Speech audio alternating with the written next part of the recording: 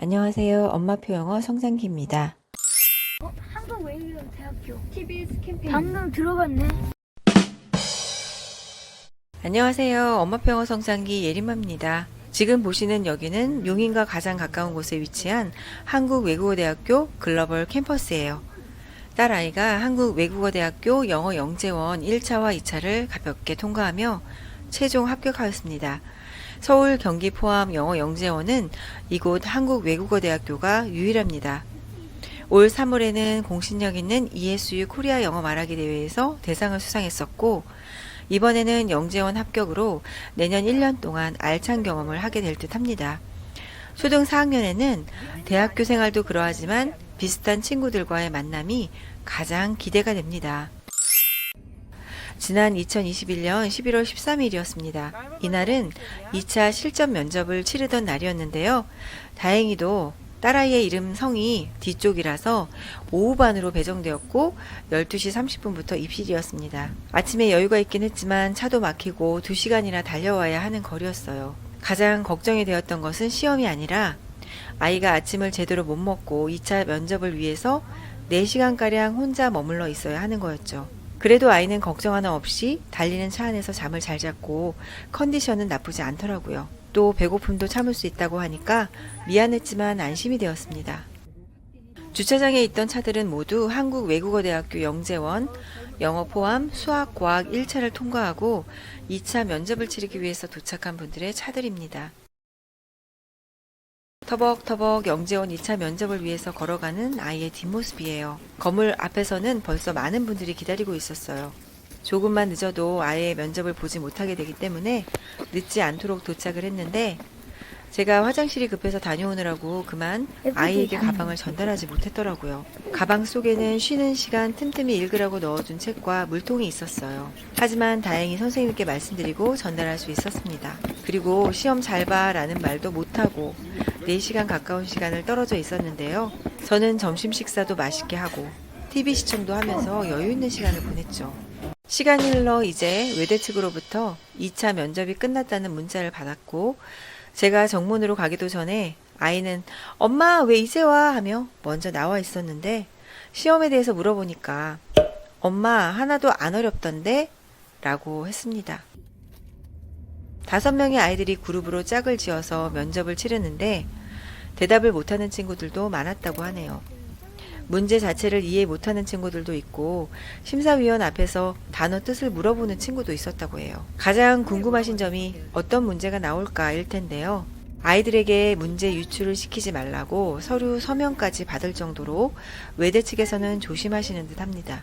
이유는 아무래도 학원 때문이지 않을까요? 요즘 수학, 과학도 영재학원이 따로 있습니다. 저도 검색을 하면서 외대 영어 영재원 통과를 위한 특강뿐만 아니라 학원 커리큘럼까지 있다는 것을 처음으로 알게 되었어요. 실제로 찾아보시면 유명 어학원에서 외대 영재원에 뽑혔다고 인터뷰하는 영상도 있더라고요. 면접은 크게는 한글과 영어로 대답하는 형태니까 한글을 못하면 안 되겠죠. 또 인성 문제와 심화 문제가 있었다고 합니다. 아이의 태도와 사고 등을 보는 것이 인성 문제일 테고 심화의 경우에는 다양한 배경 지식이 함께 들어간 창의 융합형 문제였다고 보시면 돼요. 영어 영재라고 해서 단순 영어 질문에 답하는 형식이 아니라는 거예요. 질문이 많지는 않지만 하나의 문제 속에 다양한 지식과 사고를 영어로 충분히 표현하는 형태라고 생각하시면 되고 마냥 주입식으로만 공부해온 아이들에게는 불리할 수 있는 면접 형태입니다. 다들 어느 정도는 영어를 잘 할 수 있고 그로 인한 자신감도 많은 아이들이 영재원 지원을 했을 거예요. 또 아무래도 이런 진지한 형태의 면접 형태를 처음 접할 테니까 단순히 영재원 지원을 하시기에 몰아서 뭘 준비한다고 통과할 수 있는 것이 아니고 평소의 학습 방식이 그대로 영향을 미친다고 보시면 돼요. 질문에 정확히 자신의 생각을 담아 대답할 수 있어야 합니다. 들어보니까 복잡한 형태일 수도 있어요. 이번 외대 영재원 영어 분야 경쟁률은 1차에서는 8.4대 1이었고 2차 면접에서는 3대 1이었어요.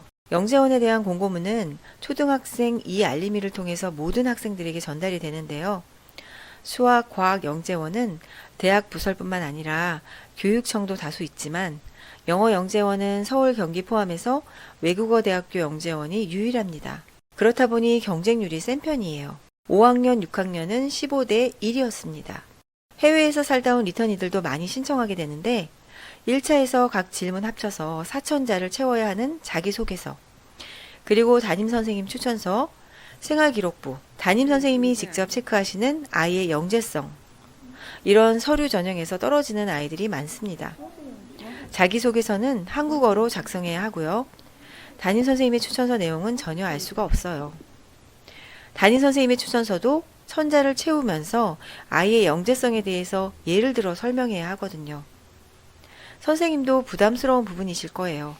그러니 평소에 아이의 모습을 어떻게 보셨는지도 중요하게 되죠. 소위 영어를 잘한다는 아이들도 1차를 통과하지 못하면 영어 실력을 증명해 보일 수가 없어요.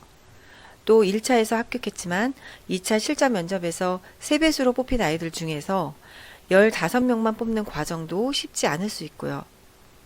저는 ESU 영어 말하기 대회뿐만 아니라 이번 영어 영재원 역시 특별히 어떤 준비를 해준 것이 없습니다. 그냥 평소 실력대로 대회를 치르고 영재원도 평소 아이 모습 그대로 실전 면접까지 치른 거죠. 그래서 아이에게는 하나도 어렵지 않았던 거예요.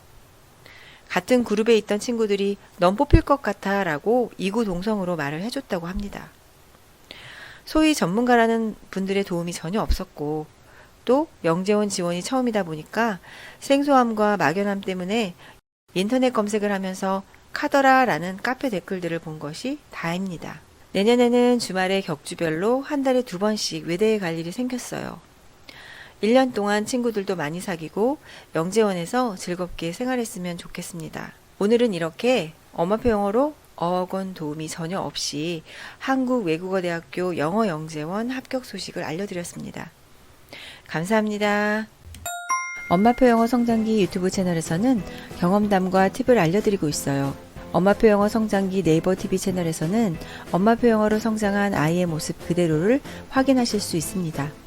네이버 블로그에서는 교재나 책 리뷰 등의 포스팅도 보실 수 있어요. 구독과 좋아요 감사합니다.